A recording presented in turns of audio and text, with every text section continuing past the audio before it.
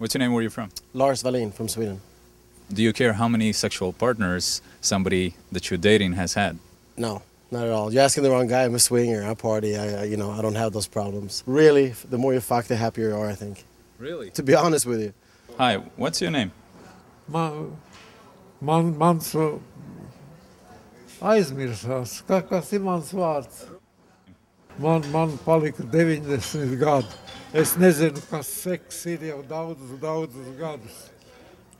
Okay, though maybe you can give us some more professional insight, because we've been going around town asking people, and, if I could generalize and summarize, so to say, what we've been getting, Europeans mostly say that they don't care, it can be in hundreds as long as you're clean. Americans kind of say sometimes, oh, I don't care either, but when you get into numbers, people are like 50, oh no, you wouldn't want to be somebody who has had 50 partners. Right, but I would say if you take a guy, whatever he says, divided by 5, and you get close to the truth. And if it says 500, it's probably 100, And if you take a girl, if it says 50, it's probably 500.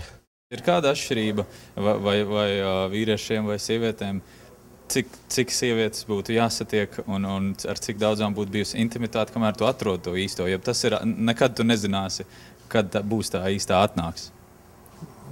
Droši vien, ka tu nezināsi, ja? Vai ir jāmēģina daudzas atrast to īsto vai mēģināt vairāk intuitīvi? Man likās, ka man tā īstā ir. Man nav bijusi tāda nekāda interese par citām sievietēm. Tik tiešām es veclodīgs. Just a short thing as a sexologist. 1948, you can check this out. There was a handbook given out to all doctors in America. And this handbook was to help the doctors to understand the physical body. Is talking about the mythological clitoris. Okay. 1948. They weren't really sure if there was a clit or not. That's how much hang-ups they have sexually.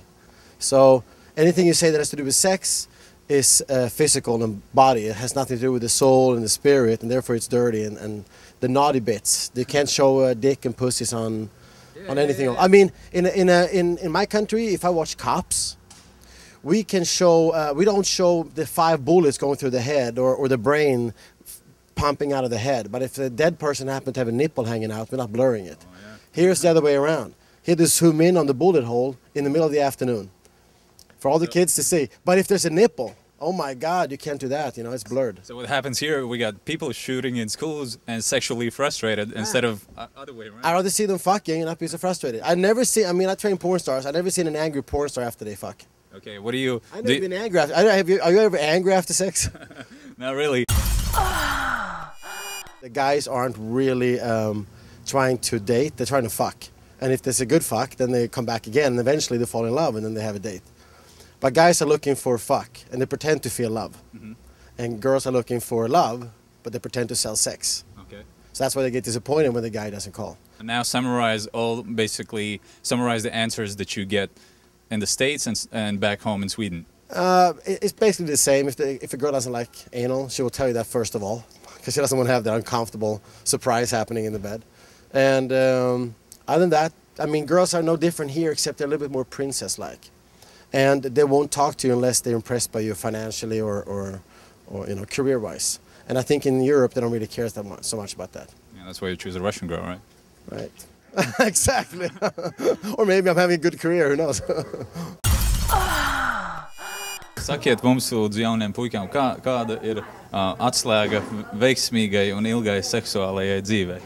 Viena tāda lieta ir, ja tev ir partners, tad jāsaka, tu nemeklē citus partnerus vienkārši. Kā lai saņemās neskriet riņķī, bet palikt pie tā viena? To es nezinu. Man jāsaka, nav bijušas problēmas. Es esmu nodzīvojis 50 gadus. How many partners you've had? Probably around 2,000, maybe 1,500, 2,000. How do you keep count? I don't, but I just figure out how many years I've been single and how many places I lived at, and on an average, when you live in Cyprus, there's not even a television. All you do is you fuck afternoon, evening, and then late at night. So if you figure out 3 a night, and you live there for a few years, and that's all you do, 8 months a year, basically, is fucking your brains out. You're clean? Yeah, and I don't lie to girls. I don't tell them I'm going to be a boyfriend. What's the longest relationship you've had? 10 years marriage. Did you cheat? Yes. A lot? Yes. But not because I cheated, but because she told me she was bisexual and we could have a lot of threesomes. And then 2 years into it, she wasn't bisexual anymore. Jums ir noteikti laimīga sieviete blakus. Nu, jā, ir tā, kā es teicu, es esmu 90 gadus nodzīvojis, un man liekas, ka tie man ir ļoti laimīgi gadi bijuši.